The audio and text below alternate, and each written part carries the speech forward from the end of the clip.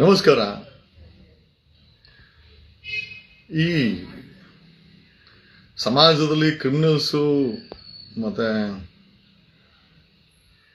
ಅತಿ ಹೆಚ್ಚಿನ crime mind set ಇರೋರು ಆಕ್ಟಿವೇಟ್ ಆಗಿಬಿಟ್ರೆ ಸಮಾಜ ತುಂಬ ಒಂದು ಕೆಟ್ಟ ಪರಿಸ್ಥಿತಿಗೆ ಹೊಟ್ಟೋಗ್ಬಿಡ್ತದೆ. ನಾನು ಯಾರ ವಿಚಾರ ಹೇಳ್ತಿದ್ದಂತೆ, ಇದೇ ತಿಂಗಳ 22ನೇ ತಾರೀಕು ಬಿಗ್ ಬಾಸಿನ ಪ್ರಥಮ ದೊಡ್ಡಬಳ್ಳಾಪುರದಲ್ಲಿರೋ ಯಾವುದೋ ಮಾರಿಯಮ್ಮ ಟೆಂಪಲ್ ಓಪನಿಂಗ್ಗೆ ಹೋಗಿದ್ರಂತೆ. Just everything is question mark. ಹೋಗಿದ್ ನಿಜ. ಅಲ್ಲಿ ಓಪನಿಂಗ್ ಸೆರೆಮನಿ ಹೋದಾಗ ಒಂದಷ್ಟು ಜನ ಪ್ರಥಮನ್ನ ಕತ್ತನ್ ಪೊಟ್ಟೆ ಹಿಡ್ಕೊಂಡು ದೇವಸ್ಥಾನದಿಂದ ಹಿಂದೆ ಕರ್ಕೊಂಡು ಹೋಗಿ ಡ್ರ್ಯಾಗರ್ ಅನ್ನ ಹೊಟ್ಟೆ ಮೇಲೆ ಮುಖದ ಮೇಲೆ ಎಲ್ಲ ಇಟ್ಟು ಬಿಗ್ ಬಾಸ್ ಪ್ರಥಮ್ಗೆ ಅಲ್ಲಿ ಏನ್ ನಡೀತು ಅಂತ ಗೊತ್ತಿಲ್ಲ, ಬಟ್ ಎಲ್ಲ ಇಟ್ಟಿದ್ದನ್ನ ಒಂದಷ್ಟು ಸಾರ್ವಜನಿಕರೆಲ್ಲ ನೋಡಿದ್ದಾರೆ. ಪ್ರಥಮ್ ಈ ಡ್ರ್ಯಾಗರ್ ಇಟ್ಟಿದ್ದು ಒಂದು ಸುಮಾರು ಒಂದು 8-10 ಹುಡುಗರಂತೆ. ಡ್ರ್ಯಾಗರು, ಚಾಕು, ಚೂರಿ ಅಥವಾ ಡ್ರ್ಯಾಗರ್ಸ್ ಇದೆಯಲ್ಲ, ಯಾರೋ ಹೇಳಿದ್ರು ಗನ್ನು ಅಂತಂದ್ರು. ಸೊ ಗೊತ್ತಿಲ್ಲ ಎಷ್ಟು ಮಟ್ಟಿಗೆ ಇದು ಅಂತ, ಬಟ್ ವೆಪನ್ ಯೂಸ್ ಮಾಡಿರೋದಂತೂ ನಿಜ ಅನ್ನೋದನ್ನ ಅಲ್ಲಿ ನೋಡಿದಂತ ಸಾಕಷ್ಟು ಮಂದಿ ದೇವಸ್ಥಾನಕ್ಕೆ ಓಪನಿಂಗ್ ಹೋಗಿರೋದು. ಬಟ್ ಆದ್ರೆ ಪ್ರಥಮನ ದೇವಸ್ಥಾನ ಹಿಂದೆ ಎತ್ತಾಕೊಂಡು ಹೋಗಿ ಡ್ರ್ಯಾಗರು ಮತ್ತೆ ಲಾಂಗು, ಮಚ್ಚು ಇವುಗಳನ್ನ ಮೇಲಿಂದ ಕೆಳಗಡೆವರೆಗೂ ಇಟ್ಟಿದ್ರಂತೆ. ಸೊ ಇಷ್ಟಾಗಿದೆ ವಿಚಾರ. ದೊಡ್ಡಬಳ್ಳಾಪುರ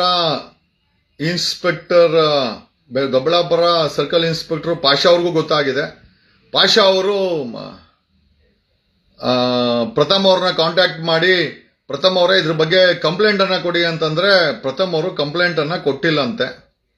ನಾನು ಯಾಕೆ ಇದನ್ನ ಸಾರ್ವಜನಿಕವಾಗಿ ಹೇಳ್ತಾ ಇದ್ದೀನಿ ಅಂತಂದ್ರೆ, ನಾಳೆ ದಿವಸ ಏನಾದರೂ ಪ್ರಥಮ್ದು ಕೊಲೆಗಿಲೆ ಆಗಿದ್ರೆ, ಯಾಕಂದ್ರೆ ಇವತ್ತು ಡ್ರ್ಯಾಗರು ಇನ್ಫ್ಯಾಕ್ಟ್ ಒಂಚೂರು ಏಟ್ ಆಗಿದೆ, ಕಪಾಳಕ್ಕೆ ಪಟಾಪಟ ಅಂತ ಹೊಡೆದ್ರು ಅಂತೂ ಅಂದ್ರು. ಎಷ್ಟರ ಮಟ್ಟಿಗೆ ನಿಜ ಪ್ರತ್ಯಕ್ಷದರ್ಶಿಗಳು ಕೇಳಿದ್ರು. ಕಪಾಳಕ್ಕೆ ಹೆಂಗ ಬೇಕಂಗೆ ಹೊಡೆದು ಆಮೇಲೆ ಡ್ರ್ಯಾಗರು ಮತ್ತೆ ಲಾಂಗು, ಮಚ್ಚು ಎಲ್ಲ ಇಟ್ಟಿದಂತೆ ಒಟ್ಟಿಗೆ ಎಲ್ಲ. ಪ್ರಥಮ ಗಾಬರಿ ಆಗಿದ್ದಾನೆ, ಭಯ ಬಿದ್ದಿದ್ದಾನೆ, ಒದೆ ತಿಂದಿದ್ದಾನೆ. ದೊಡ್ಡಬಳ್ಳಾಪುರದ ಮಾರಮ್ಮನ ದೇವಸ್ಥಾನ ಓಪನಿಂಗ್ ಸೆರೆಮನಿನಲ್ಲಿ ಸಂಬಂಧಪಟ್ಟಂತ ದೊಡ್ಡಬಳ್ಳಾಪುರ ರೂರಲ್ ಇನ್ಸ್ಪೆಕ್ಟರ್ ಪಾಷಾ ಅವರು ಫೋನ್ ಮಾಡಿ ಬಂದು ಕಂಪ್ಲೇಂಟ್ ಅನ್ನ ಕೊಡಿ, ಇದ್ರ ಮೇಲೆ ಕಾನೂನು ಕ್ರಮ ಜರುಗಿಸ್ತೀನಿ ಅಂತಾರೆ. ದ ಬಿಗ್ಗೆಸ್ಟ್ ಕ್ವಶನ್ ಏನಂತಂದ್ರೆ, ಇದರಲ್ಲಿ ವೆಪನ್ಸ್ ಇನ್ವಾಲ್ವ್ಮೆಂಟ್ ಇದೆ. ನಾಳೆ ದಿವಸ ಏನಾದರೂ ಇವತ್ತೇನೋ ಓಕೆ ಇಗ್ನೋರೆನ್ಸ್ ಮಾಡ್ಬೋದು, ನಾಳೆ ದಿವಸ ಪ್ರಥಮ್ಗೆ ಚುಚ್ಚುಗಿಚ್ಚಿ ಸಾಯಿಸಾಕರೆ ಏನು ಮಾಡ್ತೀರಾ? ಆಮೇಲೆ ಇರೋದ್ರಲ್ಲಿ ಒಬ್ಬ ಸೆಲೆಬ್ರಿಟಿಗೆ ರಕ್ಷಣೆ ಇಲ್ಲ ಅಂತಂದ್ರೆ ಬೆಂಗಳೂರಲ್ಲಿ ಏನೋ ಸಾಮಾನ್ಯ ಜನರ ಗತಿ ಹೆಂಗೆ?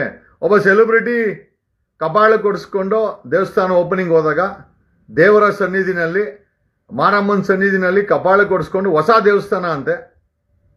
ಆಮೇಲೆ ಡ್ರ್ಯಾಗರು, ಮಚ್ಚು, ಲಾಂಗು ಏನೇನೋ ಇಟ್ಟಿದ್ದಾರೆ, ರಪ ಅಂತ ಹೊಡೆದು ಕೆರಡೆಲ್ಲ ತಳ್ಳಾಕರು ಅಂತ ಹೇಳಿದ್ರು ಪ್ರತ್ಯಕ್ಷದರ್ಶಿಗಳು.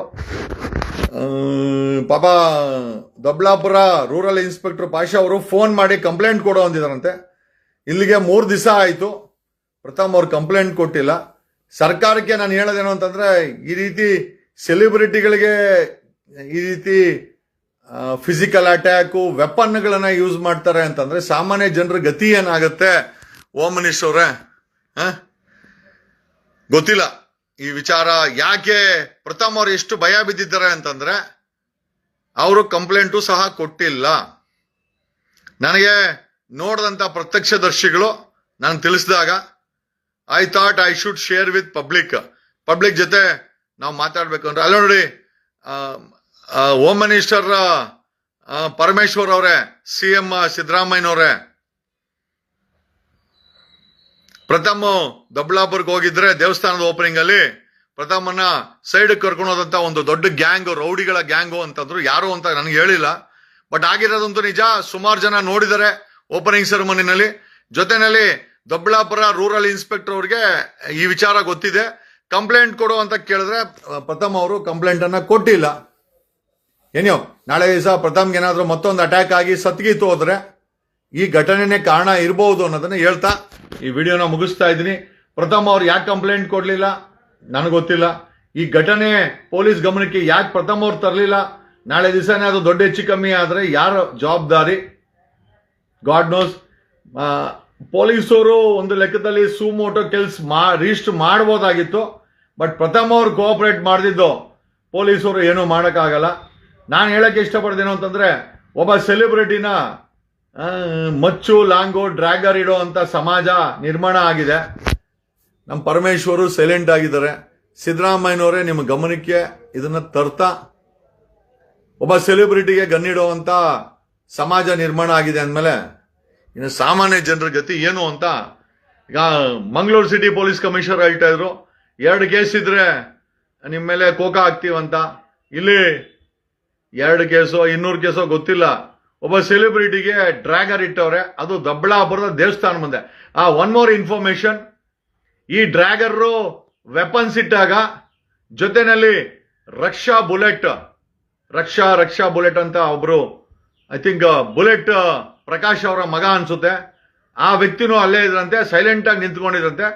ಪ್ರಥಮನ್ನ ಕರ್ಕೊಂಡೋಗಿದ್ದು ಇದೇ ರಕ್ಷಾ ಬುಲೆಟ್, ಮತ್ತೆ ಸಾಕಷ್ಟು ಜನಸಂಖ್ಯೆಯಲ್ಲಿತ್ತು. ಅವ್ರ ಮುಂದೆ ಇದೆಲ್ಲ ನಡೀತು ಅನ್ನೋದು ಪ್ರತ್ಯಕ್ಷ ದರ್ಶಿಗಳ ಒಂದು ವಿಚಾರ ಏನೇ ಇರಲಿ, ಅಕಸ್ಮಾತ್ ಆಗಿದ್ರೆ ಖಂಡಿತವಾಗಿ ಲಾ ಅಂಡ್ ಆರ್ಡರ್ ಮತ್ತೆ ಪೊಲೀಸವರ ಭಯ ಯಾರಿಗೂ ಇಲ್ಲ ಅನ್ನೋದನ್ನ ಸ್ಪಷ್ಟವಾಗಿ ಗೊತ್ತಾಗುತ್ತೆ. ಈ ಪ್ರಥಮ್ ಅವರ ಕೇಸಲ್ಲಿ ಪ್ರಥಮ್ ಅವರು ಇಷ್ಟು ದೊಡ್ಡ ಅಟ್ಯಾಕ್ ಆಗಿದೆ, ಒಂದು ಕಂಪ್ಲೇಂಟ್ ಕೊಡುವಂತ ಧೈರ್ಯವನ್ನ ಪ್ರಥಮ್ ಅವ್ರು ಮಾಡಬಹುದಾಗಿತ್ತು. ನಾಳೆ ದಿವಸ ಇವತ್ತು ಪ್ರಥಮ್ಗೆ ಆಗಿದೆ, ನಾಳೆ ಬೇರೆ ಯಾರಿಗನ ಆಗುತ್ತೆ, ನಾಳಿದ್ದು ಯಾರ್ದನ ಹೆಣ ಬೀಳಬಹುದು. ಅದನ್ನು ತಪ್ಸಕ್ಕಾದ್ರೂ ಪ್ರಥಮ್ ಅವರು ಕಂಪ್ಲೇಂಟ್ ಅನ್ನ ಕೊಡಬಹುದಾಗಿತ್ತು. ರಾಜ್ಯ ಸರ್ಕಾರ ಪದೇ ಪದೇ ಆ ಪ್ರಥಮ್ಗೆ ಅಟ್ಯಾಕ್ ಮಾಡಿ ಯಾರನ್ನ ಸಾಯಿಸ್ಕೀಸ ಆದ್ರೆ ಏನ್ ಮಾಡೋದು? ಆ ಪ್ರಥಮ್ಗೆ ಸರ್ಕಾರ ಸುರಕ್ಷಿತ ಕ್ರಮಗಳನ್ನ ವ್ಯವಸ್ಥೆಗಳನ್ನ ಮಾಡಬೇಕು. ಒಬ್ಬ ಸೆಲೆಬ್ರಿಟಿಗೆ ಚಾಕು ಡ್ರ್ಯಾಗರ್ ಲಾಂಗ್ ಇಡ್ತಾರೆ ಅಂತಂದ್ರೆ ಅದು ದೇವಸ್ಥಾನದ ಓಪನಿಂಗ್ ಸೆರೆಮನಿನಲ್ಲಿ ಲಾ ಅಂಡ್ ಆರ್ಡರ್ ಯಾವ ಮಟ್ಟಕ್ಕಿದೆ ಬೆಂಗಳೂರಲ್ಲಿ, ದೊಡ್ಡಬಳ್ಳಾಪುರದಲ್ಲಿ, ಕರ್ನಾಟಕದಲ್ಲಿ ಅಂತ ನಾವೆಲ್ಲ ಯೋಚನೆ ಮಾಡಬೇಕಾಗಿದೆ. ಏನೋ ನನಗೆ ಗೊತ್ತಾದಂತ ವಿಚಾರನ ಎಲ್ಲ ಬಕೆಟೆ ಬಿಡು, ನಿನಗೆ ಬಂದು ಚಾಕು ಇಟ್ಟಾಗ ನೀನು ಬಕೆಟೆ ಅಷ್ಟಾಗಾಗಿ ಯಾರಿಗೆಲ್ಲ ಸಮಾಜ ಇದು, ಹೆಣ್ಮಕ್ಳಿದಾರೆ, ಗಂಡ್ಮಕ್ಳಿದಾರೆ, ಮಕ್ಳಿದಾರೆ. ಯಾವನೋ ಬಂದು ಚಾಕು ಇಟ್ರೆ ಬಕೆಟ್ ಅಂತೆ, ಅವನಿಗೆ ನಿನಗೆ ಇಟ್ರೆ ಗೊತ್ತಾಗತ್ತೆ ಬಿಡ. ಸದ್ಯ ನೀನು ಅದೇ ಕ್ಯಾಟಗರಿ ಅನ್ಸುತ್ತೆ, ಪರವಾಗಿಲ್ಲ. ಏನೇ whatever it is there, ಈ ವಿಚಾರನ ಸಮಾಜದ ಗಮನಕ್ಕೆ, ಸರ್ಕಾರದ ಗಮನಕ್ಕೆ ನನ್ನ ಲೈವ್ ಮುಖಾಂತರ ತಂದಿದ್ದೀನಿ.